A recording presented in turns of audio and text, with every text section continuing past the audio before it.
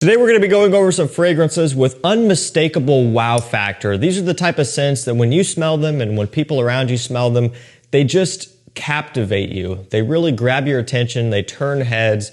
They're not your ordinary smelling scents that you can walk by a million times and not think twice about. These have something unique about them that makes them stand out. So like always, I'm going to drop links to everything I talk about today down below. We're actually going to start off with Le Mans Elixir Absolute in that all gold bottle. There is nothing but pure gold on this one. You don't even have the see-through areas in between here to see the level inside like you do on the regular bottle. That is it's pretty cool looking. This is a 200 ml bottle, which just adds to the effect. This one has tonka bean, plum, cinnamon, lavender, a little bit of a fruity plum off that opening. Nice, warm, spicy cinnamon as well.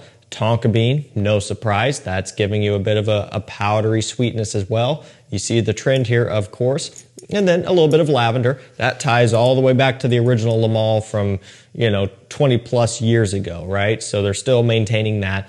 A little bit of vanilla as well, also tying back in, right? They have done a good job at doing that over the course of so many different fragrance releases here within this lineup. So you get the idea. It's very sweet, but with a fruitiness off the opening. Whereas Le Mans Elixir doesn't really have that. Instead, that one focuses on a honey and tobacco combination. This is actually a little bit of a surprise. It went in a different direction than I was expecting it to for an Elixir release. However, I do enjoy it a lot. I like how it smells. I like the twist that they bring, They're not tying it completely back to something like Ultramale, for example, because that's kind of an easy one to compare it to because you see the fruity sweetness.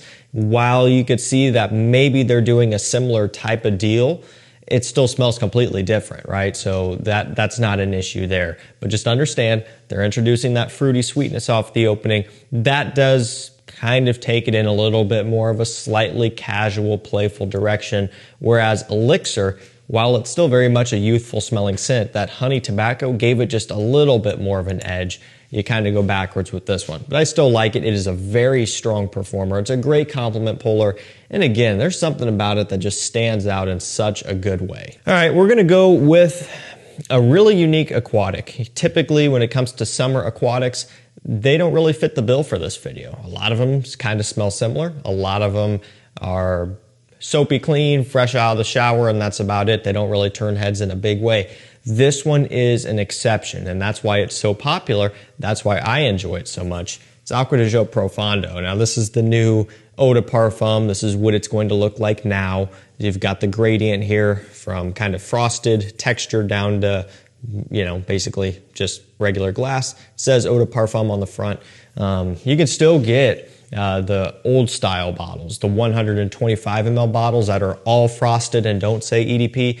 I'll link that down below, but again, you can also still get, of course, this new style, which now comes in a 100 ml click cap variant here. But either way, they're still the same. This is all about the mineral notes, the orange, the aromatic notes as well. It's watery. It has this true kind of oceanic mineral smell to it with some of that orange off the opening, giving it a little slight bit of kind of a citrusy smell, although it's not overbearing. It really does focus in on the minerals and the watery notes here. It is such a unique smell, and it truly is oceanic. It is refreshing, it is cooling, it is vibrant. This is everything I look for in a summer aquatic. It's just something different, and there's something about this DNA that turns heads. At this point, the original Aquatic, it's not really going to do that as much anymore. It's so common. It's been around for so many years.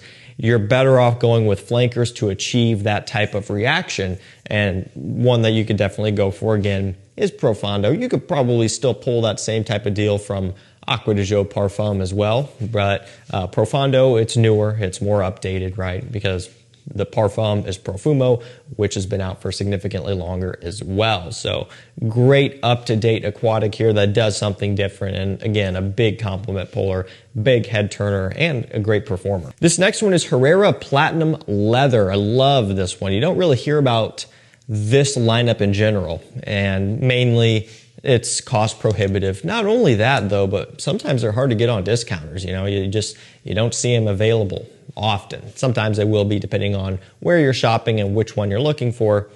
I believe this one is in stock. I believe this one might be a little bit easier to get. Some of the others, like Iris Empire and even Mystery Tobacco sometimes, can be a little bit tricky, but I think this one is available. This one has leather, musk, and patchouli, and I'm telling you, you get the patchouli a lot. You could smell it just off the dry down here, having not sprayed this in who knows how long. It's right there. That leather is too. The leather is mild. It is not a strong, animalic, earthy leather in the slightest.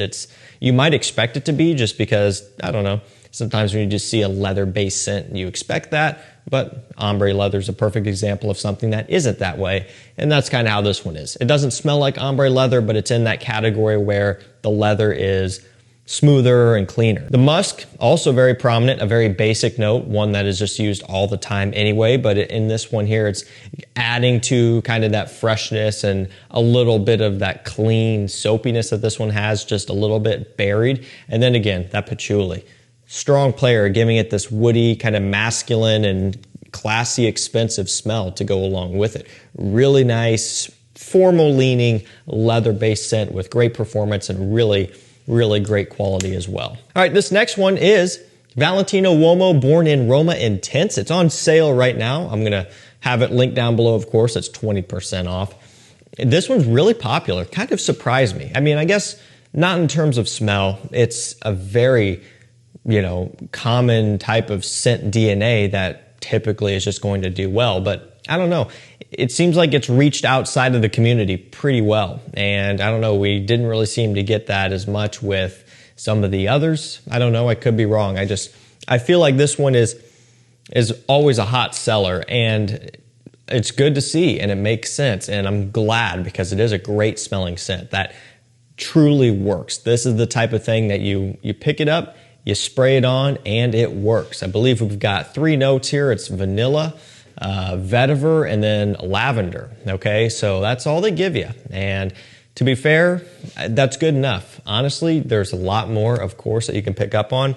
For example, they don't list off any sage, geranium, any potentially maybe apple, maybe some other fruit or citrus. They don't list off any of that. It's definitely there. You pick up on something of that variety. Vetiver a little bit, vanilla a little bit, but man, they don't really, I wouldn't call this a vetiver scent. I wouldn't call it a vanilla scent either. And I feel like these 3 note breakdowns that they do kind of try to push a narrative and say that, oh, it's a vanilla scent or a lavender scent. This one is pretty well balanced. I wouldn't call it anything really. It's more of a modern style, sweet, fruity, aromatic. Think of, the Wyo de Parfum and a lot of those flankers. Think of maybe even Ralph's Club a little bit. It doesn't smell exactly like any of those, but it's in that general category, just to kind of help you place this one so you can understand if it's something you would like or not. And again, I really enjoy it a lot. I like it a lot more than I thought I would. Again, it fits into that category, which I have a lot of fragrances that smell that way. So I was thinking that maybe I wouldn't really like it as much, but I get a lot of enjoyment out of this one. Again, on sale, I think it's $109 right now, which is still expensive, but usually it's more, and it still sells like crazy. So pick one up now if you want. Cool bottle, cool presentation, cool gradient.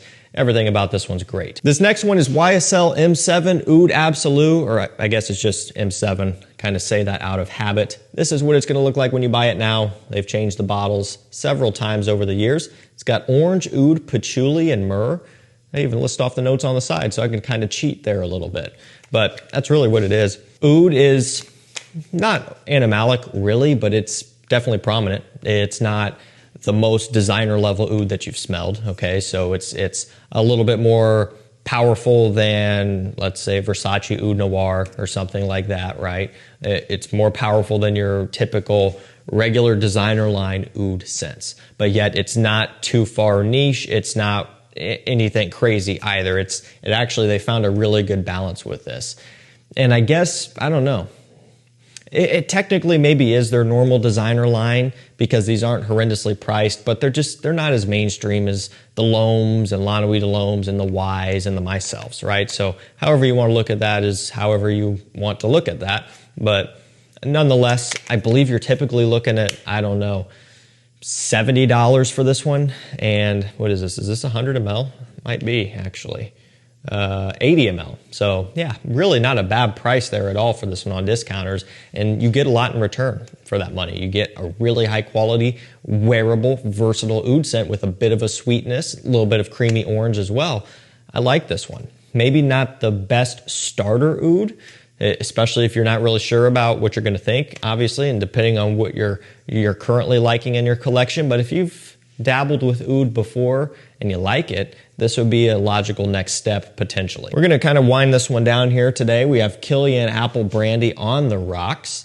I love Apple Brandy regular version, right? That one's been out for a very long time. Of course, that's the one that I tried first and that I bought first. It was an instant love. I mean, that was one that I did get a sample of first. And just, I still remember the second I tried it, it was immediately like, okay, how does this exist in a format where I can spray it on my skin? It was just so realistic, so high quality, so just, I don't know, authentic, really. And so from there, I knew I had to get a bottle, and I did. And it's been one of my favorites from the brand and one of my favorite boozy scents, one of my favorite niche fragrances ever since then. Well, Kilian started making these fragrances here. They started with Angel Share and then did a few more. I don't remember what this line is called, but they all look like, you know, some sort of glass, right? Some sort of drinking glass, whatever you want to call it. And so they brought this one, an Apple Brandy, but on the rocks. It's a little bit, I don't want to say fresher because it's the furthest from fresh, but it's lighter is how I'll put it. This one has rum, brandy, apple, and cedarwood. So everything that you would expect, apple, brandy, right? Cedarwood, also to be expected, going in with that kind of aged oak barrel booziness.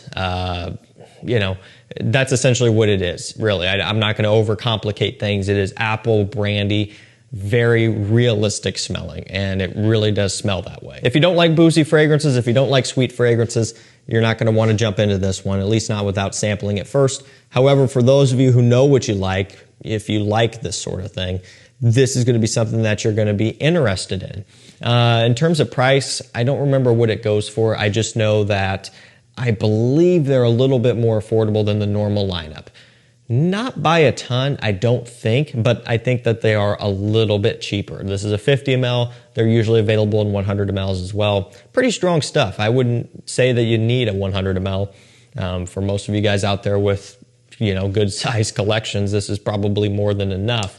But, you know, you have that option. All of my Kilians back here are 50 mLs because back when I was collecting them, they didn't have 100 mLs. Now they have 100 ml bottles of these available, but all of that stuff is so strong that 50 is plenty. We're going to finish things off with John Varvatos Oud, kind of a forgotten gem that has been available for several months now out of nowhere, which I love to see. Incense, oud, tobacco, myrrh, and leather. Okay, I had to cheat a little bit there. That's like a drop in the bucket in terms of how many other notes that they list off. It's crazy. This is back when they just went crazy with notes. But really, that's what you get. The oud is mild. This is very designer level oud. Pretty much you're getting more like cedarwood and sandalwood in my opinion. A lot of myrrh, a lot of leather, a lot of incense, smoke. So there's so much going on, so much balance that it is not an overbearing oud scent in the slightest bit. Again, making it designer level and potentially making it a decent contender for a starter oud scent. You know, if everything else sounds good to you, all of the other notes, the incense, the leather, the other woods and stuff, myrrh and other sweet notes too, if that sounds like your cup of tea, I say go for it because the oud is kind of almost secondary, realistically. It's named oud, right? They even have it right there on the cap, but it's not all that this is. There's so much more going on to where I think if you are, you know, liking everything else here, at least in terms of how it sounds, you would probably end up liking this a lot, especially for the price, 125 ml, 60 bucks. It is such a high quality, phenomenal scent for the price. Big head turner. Get it while you have the option to, because it's going to go away just like all of the others have and like this did at one point, and they just don't make them like this anymore. They're great collector pieces and just great scents that you can get a lot of use out of. Alrighty guys, that's going to do it for me. Links will be down below. Thank you so much for watching. Stay safe, stay healthy. We'll see you tomorrow with another one. Take care.